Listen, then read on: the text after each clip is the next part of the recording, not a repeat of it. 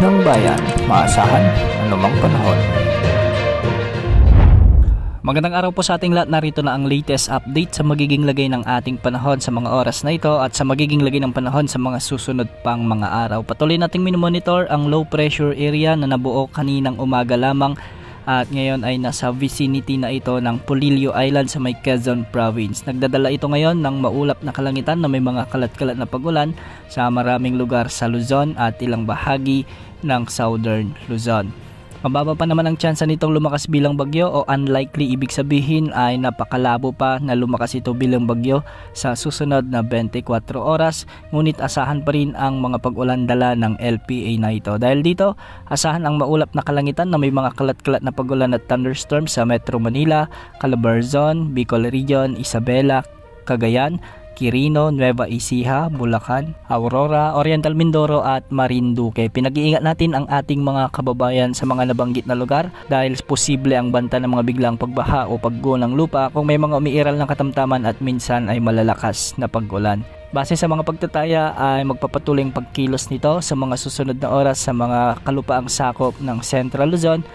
Di kaya naman ay posibleng malusaw na ito o mag-dissipate sa mga susunod na oras. Samantala, easterlies naman ang magdadala ng maulap na kalangitan na may mga kalat-kalat ding pag-ulan at thunderstorms sa buong Visayas. Mainit na panahon ang inaasahan sa maraming lugar dito, ngunit hindi rin inaalis ang banta ng mga biglang pagbaha o pagguho ng lupa kung may mga umiiral na severe thunderstorms. Sa nalalabing bahagi ng Luzon kasama na ang buong Mindanao ay asahan naman ang bagyang maulap hanggang sa maulap na kalangitan na may mga isolated rain showers and thunderstorms. Dulot ito ng mga mairal na localized thunderstorms. Posible pa rin ang banta ng mga biglang pagbaha o pagguho ng lupa kung may mga mairal na severe thunderstorms. Walang nakataas na gale warning ngayon sa anumang baybaying sakop ng ating bansa at ang mga pag-alon sa halos buong kapuluan ng bansa ay posibleng umabot hanggang 1.5 meters o di naman ay banayad hanggang sa katamtaman. Samantala, base naman sa latest tropical cyclone threat potential forecast ng Pag-asa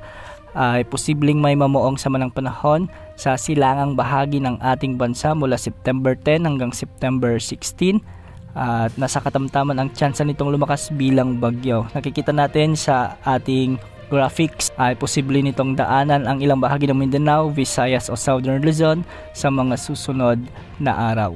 Isa pang sama ng panahon ang nakikita nating mabubuo sa silangan pa ng Luzon. Malayo ito sa ating area of responsibility, ngunit hindi inaalis ang posibilidad na makapasok ito sa ating PAR sa mga susunod na linggo. Antabayan na ng mga susunod na updates ukol sa mga potensyal na sama ng panahon na ito. Yan muna ang latest sa lagi ng panahon. Ito po ang weather update ng bayan, maasahan anumang panahon.